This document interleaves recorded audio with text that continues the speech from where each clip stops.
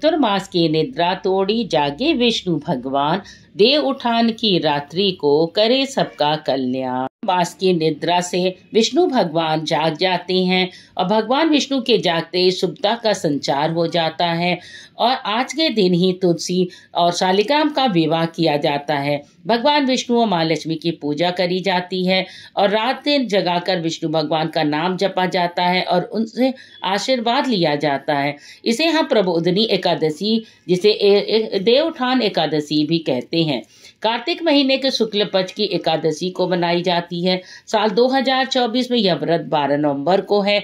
इस दिन भगवान विष्णु 4 महीने की निद्रा के बाद जाग रहे हैं। इस दिन मांगलिक कार्यों की शुरुआत हो जाती है और हमें जो भी हमारे रुके हुए कार्य हैं वो सभी पूर्ण हो जाते हैं। धार्मिक कथाओं के अनुसार शंखचूर नामक असुर से युद्ध करते हुए भगवान विष्णु बहुत थक गए थे। शंखचूर के अंत के बाद देवताओं के अनुरोध पर भगवान विष्णु आषाढ़ शुक्ल एकादशी, जिसे देवशयन एकादशी कहते हैं, उस दिन योग निद्रा में सो गए और 4 महीने तक सोने के बाद कार्तिक शुक्ल एकादशी तिथि, जिसे देवोत्थान एकादशी कहते हैं, उस दिन निद्रा का त्याग करके सृष्टि के पालन का जिम्मा फिर से अपने हाथों में ले लिया। उस समय हर साल 4 महीने में जब भगवान विष्णु सो जाते हैं, तब से देवोत्थान एकादशी तक सभी शुभ कार्यों पर विराम लग जाता है और देवोत्थान यानी देव प्रबोधनी एकादशी के दिन भगवान के जगने के से विवाह आदि मांगलिक कार्य प्रारंभ हो जाता है। देव प्रबोधनी एकादशी को विवाह के लिए प्रथम अबूझ मुहूर्त के रूप में माना जाता है। इस दिन बिना पंचांग देखे भी शादी की तिथि निकाली जाती है। इसकी वजह यह है कि इस दिन भगवान विष्णु के शालिग्राम स्वरूप का तुलसी से विवाह हुआ था। तुलसी विवाह से संबंध की कथा प्रबोधनी एकादशी की इस प्रकार है। प्राचीन में वृद्धा नाम का एक प्रति अति रूपवती कन्या थी जो भगवान विष्णु की अनंत भक्त थी।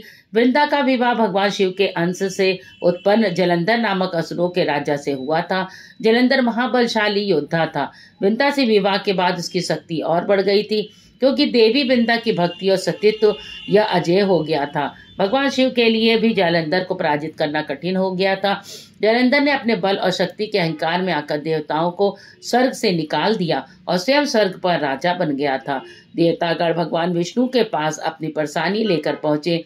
देवताओं का कष्ट देखकर जलंधर के अत्याचार को जानकर भगवान विष्णु ने देवी वृंदा के सतीत्व को नष्ट करने की योजना बनाई। भगवान योग बल के से स्वयं को जलंधर जैसा बना लिया और घायल अवस्था में वृंदा के पास पहुंच गए। वृंदा ने समझा युद्ध में पति घायल हो गए हैं। उन्होंने जलंधर बने विष्णु भगवान का आलिंगन कर लिया। वृंदा के ऐसा करते ही जलंधर के गले में मौजूद देवी वृंदा का द्वारा पहनाया गया दिव्य माला निस्तेज हो गया।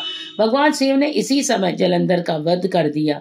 इस जलंधर के मरते हुए भगवान विष्णु अपने वास्तविक स्वरूप में आ गए। वृंदा को अपने आराध्य देव भगवान विष्णु द्वारा किए गए छल का बोध हो गया। वृंदा ने क्रोधित होकर भगवान विष्णु को शाप दे दिया कि पति के साथ उनका वियोग हुआ है, जैसे ही देवी लक्ष्मी को भी पति के वियोग को सहना होगा, भगवान विष्णु को शालिग्राम बनकर रहना होगा। देवी लक्ष्मी सहित देवी देवताओं ने देवी वृंदा से प्रार्थना की, हे देवी, लोक कल्याण के लिए भगवान विष्णु को ऐसा करना पड़ा, क्योंकि तुम्हारा पति अधर्म के मार्ग पर जाकर सृष्टि का विनाश करने पर तुला हुआ था। देवी वृंदा ने देवताओं के समझाने पर भगवान विष्णु को श्राप से मुक्त कर दिया कि भगवान विष्णु ने कहा कि अब से उनका एक स्वरूप शालिग्राम के रूप में पूजा जाएगा। देवी वृंदा संसार में सौभाग्य का प्रतीक बनकर रहेंगी और घर घर इनकी पूजा तुलसी के रूप में होगी। तुलसी रूप में वृंदा मुझे देवी लक्ष्मी के समान प्रिय रहेंगी। इसके साथ देवी वृंदा स्वयं प्रति जलंधर के 100 के साथ सती हो गई। वृंदा की राख से एक पौधा निकला जो तुलसी कहलाई। कार्तिक शुक्ल प्रबोधनी एकादशी के दिन देवी तुलसी और शालिग्राम का विवाह हुआ। तभी से देवोत्थान एकादशी प्रबोधनी एकादशी मनाई जाने लगी। एकादशी के दिन तुलसी जी में पानी नहीं देना चाहिए हमको और उनका को तोड़ना नहीं चाहिए। अगर तुलसी जी चढ़ानी है तो एक दिन पहले ही हमको उन्हें तोड़ लेना चाहिए। इस व्रत से आपके सभी पापों का नाश हो जाता है और पुण्य की भी वृद्धि हो जाती है। ये व्रत दुर्लभ वस्तुओं की प्राप्ति भी होती है। ये व्रत में पितरों को नरक से दुखों का छुटकारा मिल जाता है। अगर हम ये व्रत को करते हैं तो पितर को भी शांति और मोक्ष मिलता है। भगवान विष्णु के साथ साथ माता लक्ष्मी की पूजा करनी चाहिए। ऐसा करने से घर में कभी भी धन धान्य की कमी नहीं होती है। इस व्रत को रखने से भगवान विष्णु की विशेष कृपा मिल जाती है। हमारी जानकारी पसंद आई हो तो हमारे चैनल को लाइक और सब्सक्राइब कर दें। भगवान विष्णु भगवान आपकी सारी मनोकामनाओं को पूर्ण करें और आपके सारे कष्ट को हर लें, ऐसी कामना के साथ। धन्यवाद।